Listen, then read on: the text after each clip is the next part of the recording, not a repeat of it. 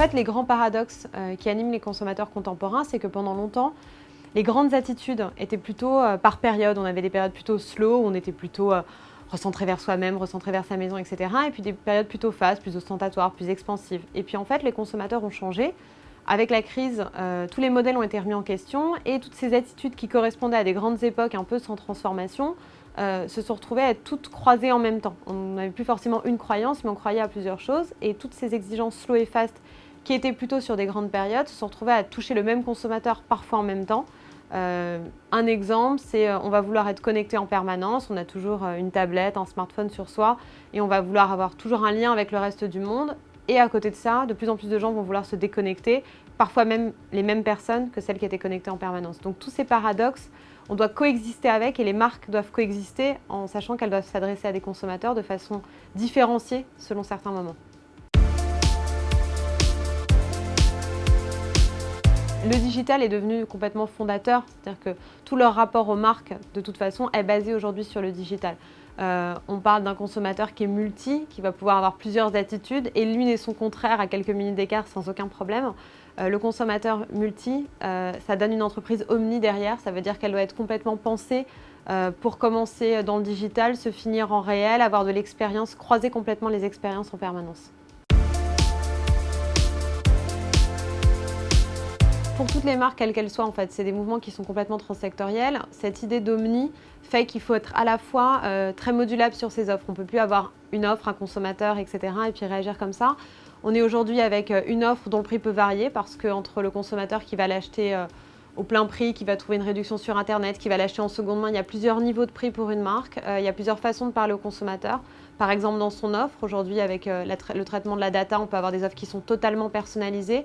Est-ce qu'on fait des offres totalement personnalisées? Est-ce qu'on les personnalise un petit peu? Comment? Pourquoi? Dans quel niveau? Avec quel business model derrière qui peut être rentable?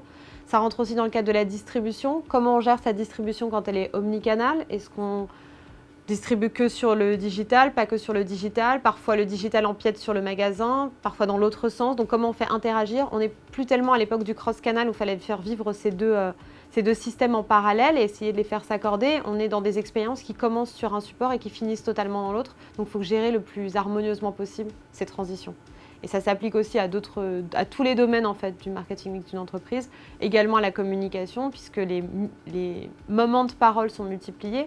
On sait que les consommateurs ont été à un moment un peu harassés, fatigués par la publicité. Les marques ont trouvé d'autres manières de communiquer qui étaient moins directes. Beaucoup de réseaux se sont ouverts depuis, donc il faut trouver aussi le juste ton au juste moment, ne pas forcément être partout tout le temps, mais trouver le bon moment, le bon endroit.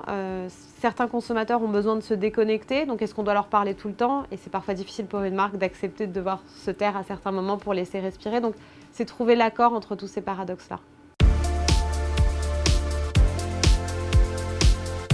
Alors au niveau des idées, c'est-à-dire qu'il faut envisager, quand il y a eu toutes ces innovations technologiques et l'explosion des réseaux quels qu'ils soient, toutes les diverses distributions qui étaient possibles de faire, beaucoup de marques ont voulu se glisser dans toutes les brèches.